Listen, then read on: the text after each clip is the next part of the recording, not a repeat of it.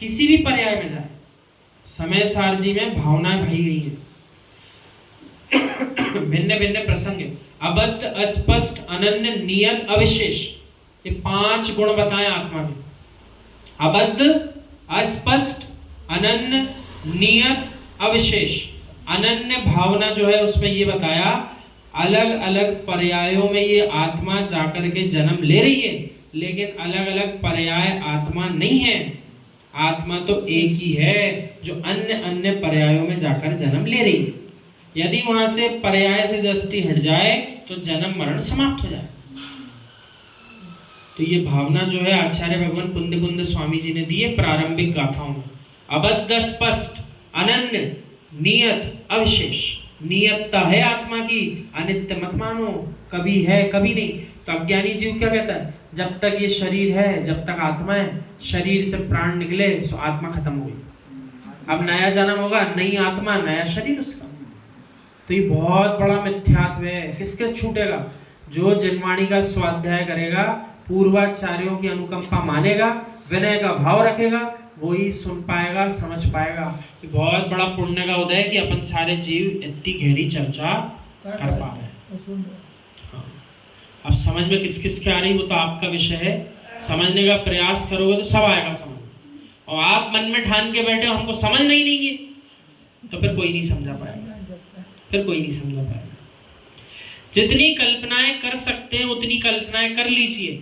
एक स्वर्ण मुद्रा पर कहीं तिलक की कल्पना करता है, कहीं मुकुट की कल्पना, कहीं मुद्रिका की कल्पना, कहीं वही बाजूबंदे की कल्पना कर रहा है। देखो आ गए, अलग अलग नाम और दे दिया चाची।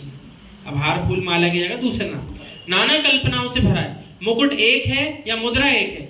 एक स्वर्ण मुद्रा हाथ में आते ही चित्त अस्थिर हो चुका, बाहर में शांत है, हाथ के तल पर, कर तल पर एक स्वर्ण मुद्रा रखी हुई है और शांति छाई हुई है। क्यों शांति है?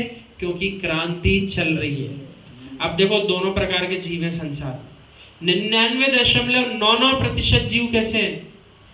किसी को भी बेचैन करना हो, उसको कुछ एक सुंदर वस्तु उसके हाथ में लाके रख दो, हो गया परेशान। शांति जो थी उसके जीवन में समाप्त। क्यों? बोले अरे वाह कितनी सुंदर वस्तु। अब उसको प्राप्त करने का आनंद, उसको संभाल कर रखने का आनंद, उसके विनाश ना हो इसकी संभाल करने के पीछे अपनी पूरी पर्याय निकालते हैं। और जो ज्ञानी जीव हैं उनके हाथ पे लाके रख दो, चाहे हाथ में रखी हुई निकाल के ले जाओ, दोनों ही प्रसंग में दुखी नहीं होंगे। बोले कल छूटने वाली थी आज छूट गई, अच्छा हुआ परिग्रह से मुक्त हो। वरना वे पंडित जी चोरी करने जो आया था उसके कंधे पे खुद वजन उठाकर नहीं रखते, ले भैया चोरी करके ले जाओ, तू थक जाएगा उठा दे, हम रख देते हैं। वो पंडित जी पंचम काल के थे कि चौथे काल के पंडित जी थे? चौथे। तो पंडित जी की भी विनय करना चाहिए कि नहीं करना चाहिए? हमारी नहीं, पंडित जी।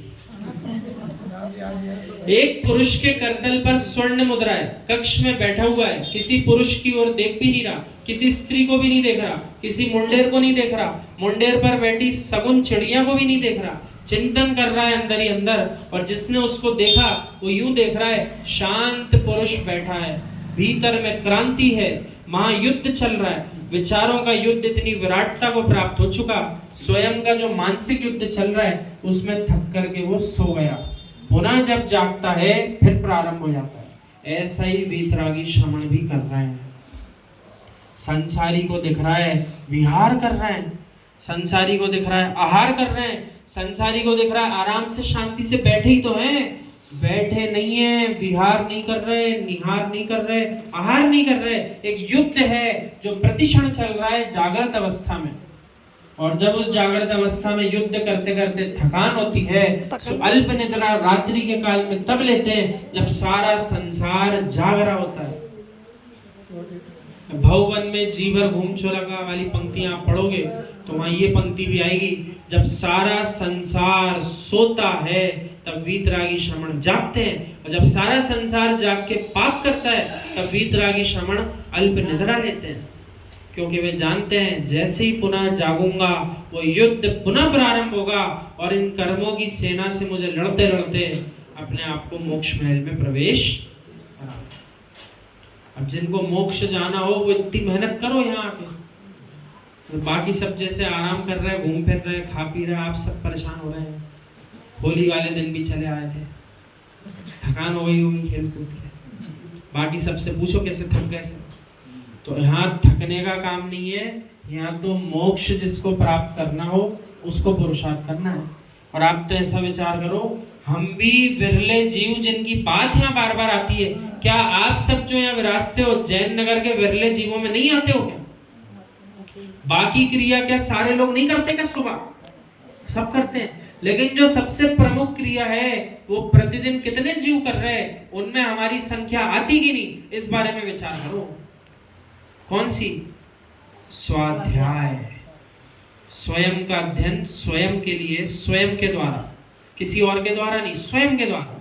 जो प्रतिदिन ऐसा कर रहा है वो अपने आप को उन जैनियों की संख्या में भी विरले जीवों में माने। और जिसको स्वाध्याय में रुचि नहीं है वो बेचारा क्रिया तो सब कर लेगा, लेकिन मुक्त ऐसे नहीं हो पाएगा जब तक स्वाध्याय नहीं करेगा। अंतस की तरंगे